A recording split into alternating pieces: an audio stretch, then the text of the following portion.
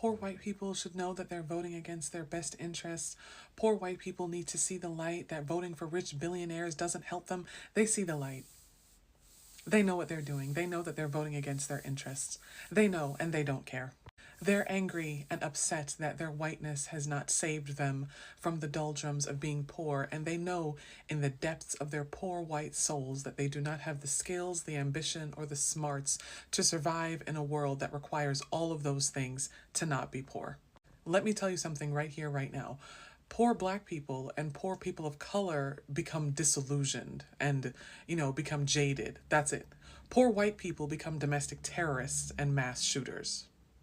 This is why our efforts to build bridges, to build community, to reach across the aisle, to do all of those things fail time and time again, because we're dealing with a group of individuals who know that they have experienced generations of life-altering poverty as the result of actions from other white people who are wealthy and privileged. They know good and goddamn well that black people just got the right to vote less than 60 years ago. So it's not black people, and it's certainly not immigrants and people of color who are making the policy and legislative decisions that render poor white people poor.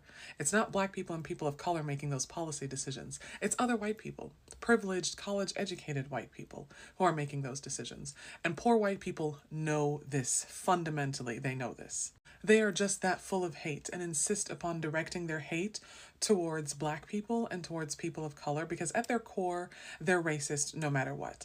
That's what you have to understand about white supremacy and about many, many, many, many, many, many, many white people in general.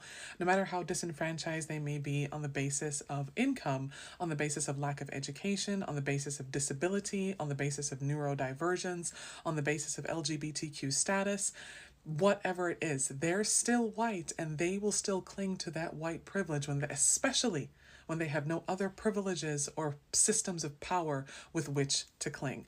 That is why trying to build community and solidarity with many poor white people, especially in rural areas, falls short. Even when there are poor white people who see the vision, who see the light, and who try to rally their Caucasian brothers and sisters in arms, those poor white people who see the vision, they're vastly outnumbered, outgunned, outmanned by these other poor white folks who sit up there with generations of rural poverty and vote for someone like Donald Trump.